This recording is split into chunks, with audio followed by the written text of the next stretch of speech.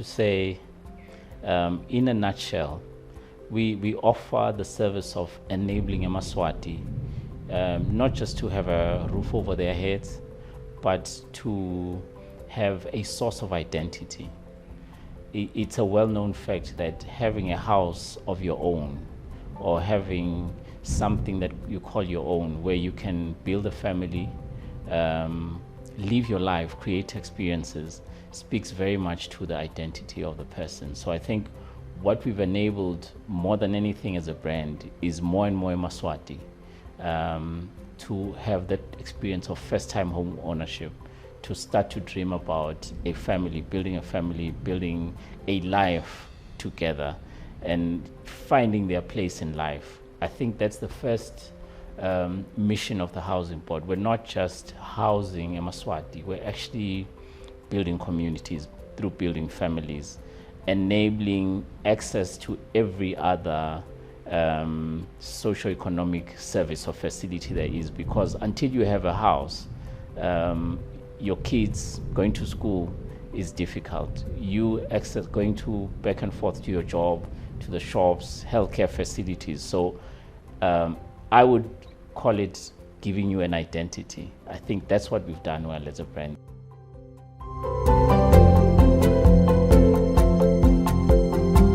You know, COVID was an enabler, an accelerator, if you like, for a lot of the strategic initiatives that we already had coming out of 2018.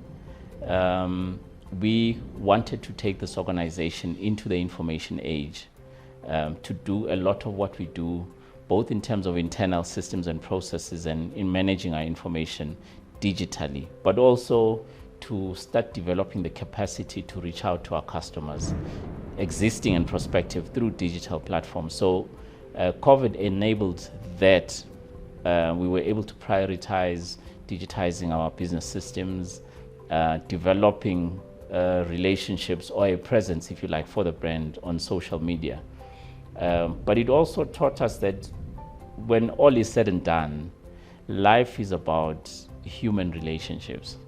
I think COVID, and especially the lockdown, was notorious for its ability to keep families apart and to prevent people from accessing places that they would like to visit, friends that they'd like to connect with. And so we learned the lesson that the job we do here as an organization and as a brand is actually enabling people to have a place where they connect, where they find who they are, where they find their families, their friends, and create shared experiences together. So that was the second lesson. And then, of course, obviously the third one is even our products. We're going to have to plan for a world that enables remote engagement, whether it's work, whether it's communication, whether it's learning. The houses we built, the flats that we lease out, have to enable that kind of remote existence that COVID brought about.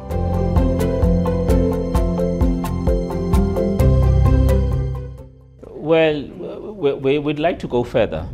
I think the first point that technology enables is the gathering of information and storing and organizing information in a way that is more easily accessible.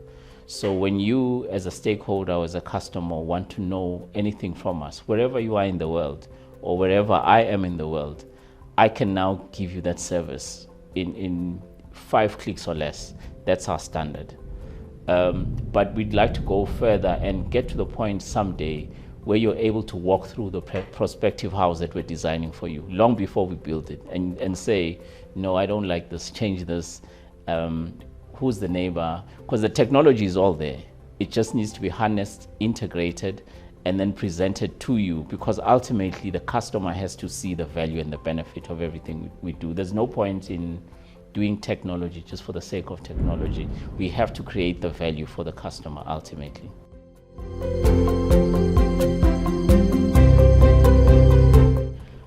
Everything.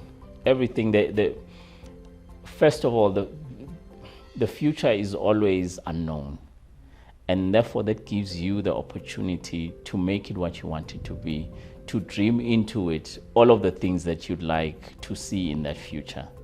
And so, we're at the end of 2022 now.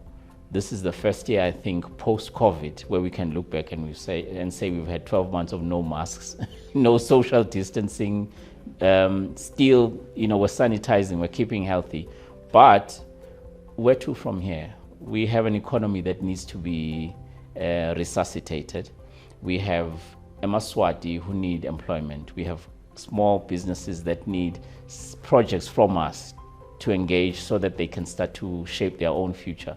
That's the exciting thing for us, in that housing is infrastructure, but it's got such a wide net of related services that whenever we do a project, it's not just the house that we build. By the time the house is built, we've touched so many other economic activities that you actually feel the presence of the housing board wherever we are and wherever we've been. That's what we're looking forward to the most. I think Eswatini, what we've experienced this year in terms of economic challenges, but also what we see from our customers, especially tenants, where they have challenges keeping up with rental payments and so on, is that we need to be at the forefront of the rebirth of our economy in our nation. So that's what I'm more excited about, because we can be part of creating a new future for this country.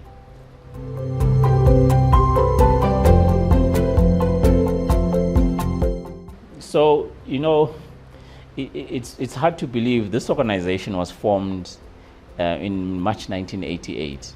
And over the course of almost 40 years, 30-something years, we've been building homes and giving people homes, whether it's through Bomobeni, the many townships we've built.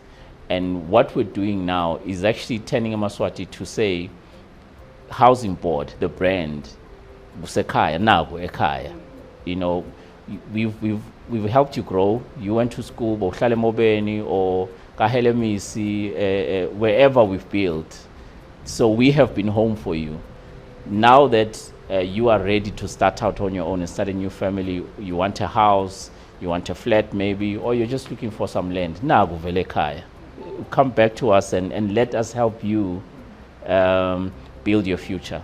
Nago Ekaya.